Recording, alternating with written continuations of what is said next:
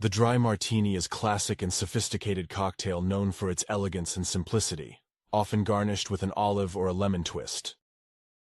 You will need the following ingredients: 2½ ounces gin.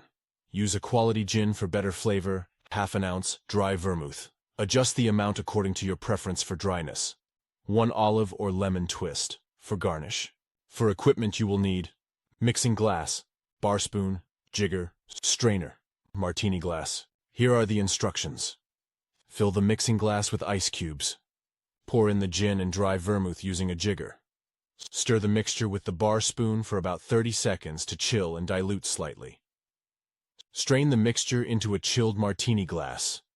Garnish with either an olive or a lemon twist, depending on your preference.